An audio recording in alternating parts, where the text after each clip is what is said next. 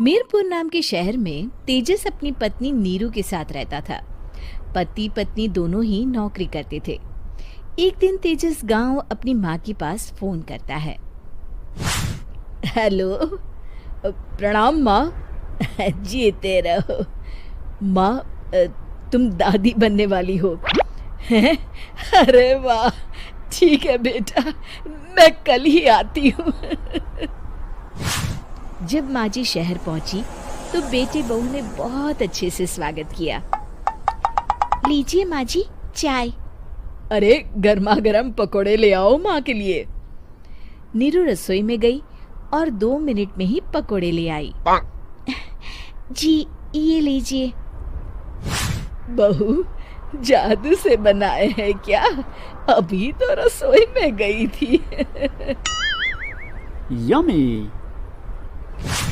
माँ जी, शीला रसोई में पकोड़े तल रही है, मैं बस लेकर आई।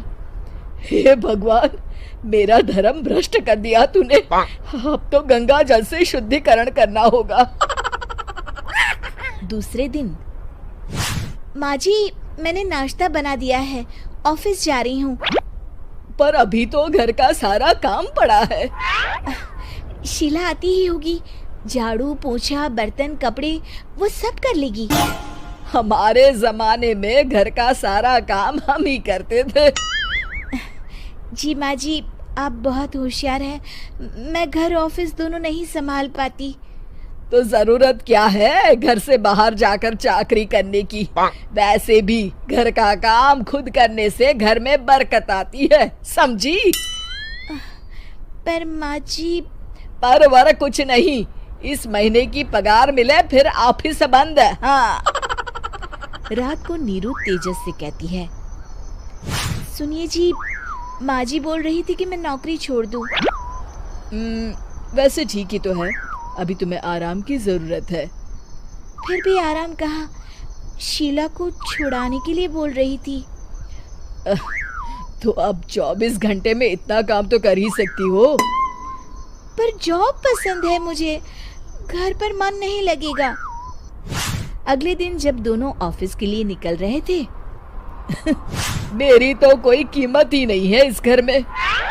माँ जी, आजकल महंगाई बहुत है, रहन सहन भी बदल गया है, दोनों नौकरी करते हैं तभी ठीक रहता है।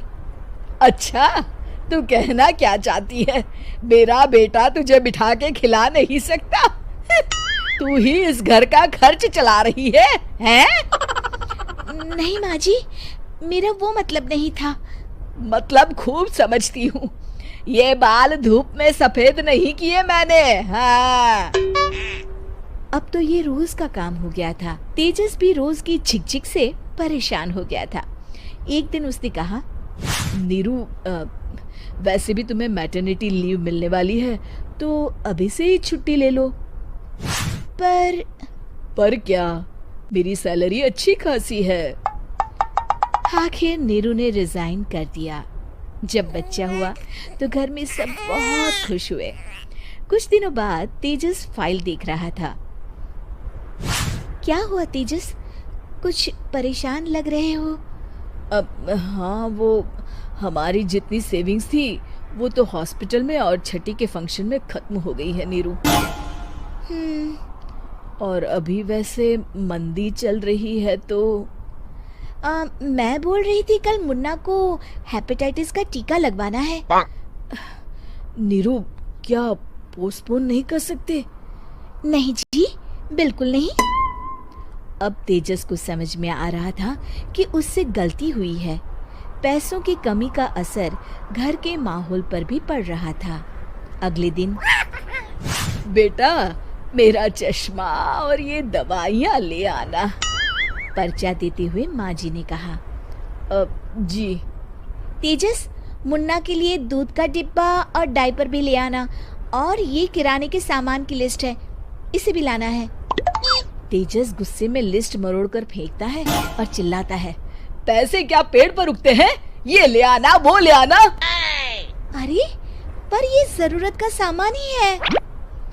वो गुस्से में बिना कुछ कहे ऑफिस चला गया। अरे लंच तो ले जाइए।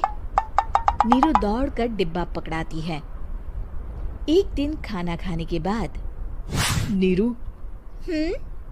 अब तो मुन्ना कुछ बड़ा हो गया, तो अब तुम वापस ज्वाइन कर लो ना जॉब।